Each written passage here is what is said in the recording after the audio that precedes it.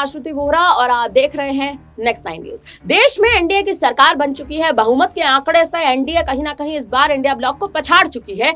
लेकिन उत्तर प्रदेश जो एक राज्य, एकमात्र ऐसा राज्य है जिस राज्य में भारतीय जनता पार्टी का खास दबदबा देखने को मिला था, वो राज्य इस बार बीजेपी के हाथों से खो बैठा है। और ऐसा खोया है कि भारतीय जनता पार्टी अब उसी राज्य को वापस पाने के लिए तमाम कोशिशें कर रही है। लेकिन उन कोशिशों का दौर अभी 3 से 4 साल चलने वाला है।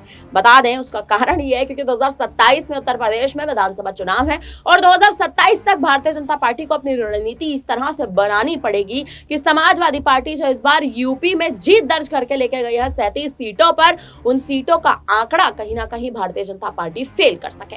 अब मुद्दा उठता है कि इस बार बीजेपी की जो हालात कहीं ना कहीं यूपी में बनते नजर आए हैं, इन हालातों के बाद आखिर सबसे बड़ा सवाल किस पर उठ रहा है? और वो सवाल कहीं ना कहीं उठ रहा है उत्तर प्रदेश के मौजूदा मुख्यमंत्री योगी आदित्यनाथ पर। सीएम योगी आदित्यनाथ की इस्तीफे की मांग लगातार विपक्ष उठा रहा है। न केवल विपक्ष बल्कि अब महाराष्ट्र से भी योगी आदित्यनाथ की जो इस्तीफे की मांग है वो उठी जा रही है। देवेंद्र फडणवीस का कहना है कि जिस हिसाब से इस बार उत्तर प्रदेश में योगी आदित्यनाथ की करारी हार हुई है, इसके बाद बीजेपी की हार के बाद सीएम योगी को इस्तीफा दे देना चाहिए, क्योंकि योगी आदित्यनाथ उत्तर प्रदेश की कमान संभालने के लिए बाखूबी एक बेहतर नेता नहीं है। चेहरे के तौर पर भले एक हिंदुत्व धर्म के नाम पर कहीं ना कहीं योगी आदित्यनाथ ने अपनी छवि बेहतर बना रखी हो, लेकिन जब एक राजनेता के नाम पर वोट देने की बात आती है तो योगी आदित्यनाथ की छवि धूमिल हो जाती है। कहीं ना कहीं देवेंद्र फडणवीस का इशारा इस ओर है कि अब योगी आदित्यनाथ को उत्तर प्रदेश में सीएम की गद्दी से इस्तीफा देना जल्द चाहिए, क्योंकि अगर उत्तर प्रदेश में वो मुख्यमंत्री के पद पर बने रहे तो 2027 के विधानसभा चुनाव भी यूपी में बीजेपी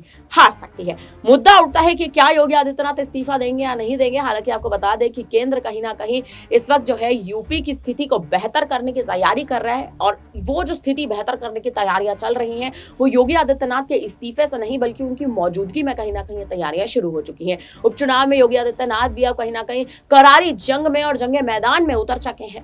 और अब मुद्दा ये उठता है कि भारतीय जनता पार्टी इस बार इस उपचुनाव में उत्तर प्रदेश के किस हिसाब से चुनावी लड़ाई लड़ सकती है, क्योंकि आपको बता दें भारतीय जनता पार्टी की जो हार कहीं ना कहीं हुई है और तमाम उन सीटों पर जिन सीटों पर धर्म के नाम पे वोट दिए जाते थे, हिंदुत्व के नाम पे वोट दिए जाते थे, वो पूरी की पूरी रणनीति बीजेपी की कहीं ना कहीं फेल होती नजर आई है। अयोध्या भी कहीं ना कहीं यूपी में इस बार बीजेपी बुरी तरह से हारी है। उसका पूरा का पूरा कारण जो है वो कहीं ना कहीं योगी आदित्यनाथ के लिए बताया जा रहा है। भले भगवान राम का वास क्यों ना हो गया हो, लेकिन योगी आदित्यनाथ ने अयोध्या के लिए कुछ नहीं किया, जनता का कहीं ना कहीं ये कहना है। अब ये देखना बेहद दिलचस्प है कि क्या योगी आदित्यनाथ आने वाले समय में इस्तीफा देते नजर आएंगे या नहीं, या फिर 2027 के विधानसभा चुनाव जो यूपी में महापर्व के तौर पर कहीं ना कहीं आएंगे, इस महाचुनाव में आखिर बीजेपी की क्या रणनीति देखने को मिल सकती है। फिलहाल इस पर अब आप क्या कहेंगे, आप हमें कमेंट करके जरूर बताइएगा। आगे तमाम बड़ी खबरों के लिए बने रहे हमारे साथ, देखते रहिए नेक्स्ट 9 न्यूज।